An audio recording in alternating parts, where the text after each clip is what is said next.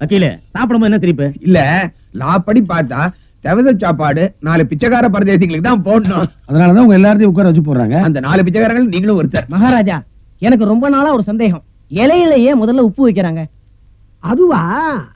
அதாவது உப்பு வைக்கிறவங்கள சாகுற வரைக்கும் நினைச்சுக்கிட்டே இருக்கணுமா, அதுக்கு தான் வைக்கிறது. உப்பு வைக்கிறவங்கள சாகுற வரைக்கும் நினைக்கணுமா? யார் உப்பு வச்சா? உங்க வைப்பு. முன்னாடி நீ சாகுற வரைக்கும் நினைச்சிட்டே இருப்பியா? கிண்டலடா. என்னங்க ரூட்டை மாத்தி விட்டீங்க? ஒரு பழமொழி சொல்லப்படாதா? அவங்க உப்பு பத்தி தானே பேசுறாங்க. நீங்க ஏன் தப்பு தப்பா நினைக்கிறீங்க? வாயை பொத்திக்கிட்டு கொட்டிக்குங்க. நீங்க பேசுங்க.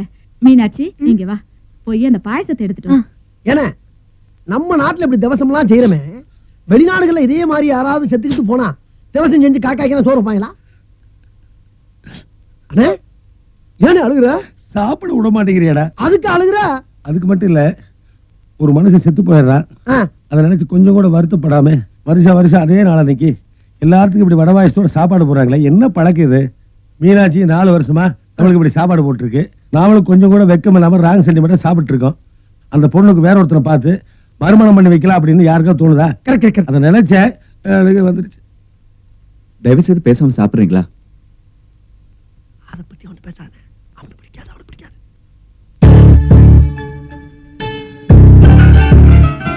ஏங்க, சாதத்துல முடி இருந்தா ஏதோ சொல்லுவாங்களே, என்ன சொல்லுவாங்க? எடுத்து போட்டு சாப்பிடுப்பாங்க. சாப்பிடுப்பா. அது இல்லண்ணே, சாப்பாட்டுல முடிவு இருந்தா கல்யாணம் ஆகாதவங்களுக்கு எல்லாம் சீக்கிரம் கல்யாணம் ஆகும்னு ஒரு ஐதீகம் இருக்கு. தலைமுடியா கல்யாணம் போகிறாங்க. என்ன பைத்தியம் பேசிட்டு?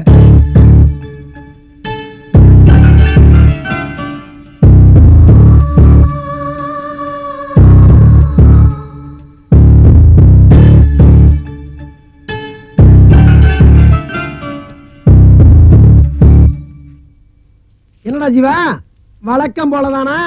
என்னடா லுக்கு விடுற? நானும் 4 வருஷமா பாத்துக்கிட்டு இருக்கேன். அந்த பொண்ணு மீனாட்சி உன் காதலை பத்தி சொல்ற மாதிரி தெரியலையா? ஒரு கல்யாணம் ஆகாத பிள்ளைய லவ் பண்ணியிருந்தா கூட பரவாயில்ல, நாங்க எல்லாருமா சேர்ந்து உங்களை ஒண்ணு சேர்த்து வச்சு கண் குளிர பாத்துருப்போம். கர்மம் அதுவும் கிடையாது. அது பாவம் புருஷன் வந்துட்டு ஒரு பிள்ளைய கையில வச்சுக்கிட்டு சிரமப்பட்டுக்கிட்டு தெரியுது. அதை நீ மனசுல வச்சுக்கிட்டு சிரமப்பட்டுக்கிட்டு உண்ணாம உறங்காம இருக்கவனை இம்சம் பண்ணிக்கிட்டு இருக்க. என்ன நினைச்சுக்கிட்டு இருக்க? 4 வருஷமா அந்த பொண்ணுக்கு தினம் 2 லெட்டர் எழுதுற, அதை கொண்டு போஸ்ட் பண்ண மாட்டேங்கிற, நீயே படிச்சுட்டு இங்க வச்சுக்கிற. அந்த பொண்ணோட ஒவ்வொரு பிறந்த நாளுக்கும் ஒரு பட்டுச்சல் எடுக்கிற, அதை கொண்டு கொடுக்குறியா?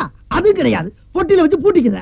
அந்த பொண்ணு நகை வெட்டி போட்டா பொறுக்கிற, தலைமுடி இருந்தா பொறுக்கிற, காலில் இருக்க கொலுசுல ஒரு முத்து இருந்தா பொறுக்கிற. அந்த பொண்ணோட பேஸ்ட் பிரஸ் உடஞ்ச சோப்புட பாவன வரையாடா அம்படி உண்டா நீங்க வைக்கிற. இது என்ன ரூம்பா காப்பரேஷன் குப்பத்திட்டியா? நேரா அந்த பொண்ணை போனமா, மீனாட்சி நான் உன்னை காதலிக்கிறேன், நீ இல்லாம என்னால வாழ முடியாது, எனக்கு தூக்கமே வர மாட்டேங்குது, அப்படி இப்படி நான் பொட்டிய போட்டாவல உண்டிலேன்னு தெரியும். டேய், காதலிக்கிறவங்களுக்கு தான் அந்த உணர்வு தெரியும். நீயும் காதலிச்சு பாரு, அப்பதான் உனக்கும் புரியும். மீனாட்சி இல்லாத வாழ்க்கையை என்னால நினைச்சுக்கிட்டு பார்க்க முடியாது. அவளுக்காக நான் காத்துக்கிட்டே இருப்பேன்டா. கிழிச்ச உங்ககிட்ட லவ் லெட்டர் எழுதி வாங்கணும்னா காதலிச்சு கல்யாணம் பண்ணி பிள்ளை குட்டியை பத்தி பேரம்பத்தி லெவலுக்கு போய்கிட்டு இருக்கான். நீ என்ன பண்ற? வெறும் தாடியை மட்டும் வளர்க்குற. காதலுக்காக அவன் கண்ணை கொடுக்குறான், நாக்க கொடுக்குறான், கிட்னியை கொடுக்குறான், சட்னியை கொடுக்குறான். உன்னால ஒரு லவ் லெட்டர் கொடுக்க முடியாதா? இருக்கிற லவ் லெட்டர்லாம் இடம் போட்டோம்னா 800 கூட தேரும். இதெல்லாம் எங்க போய் முடிய போகுதுன்னு தெரியல. கல்யாணத்துல முடியும்.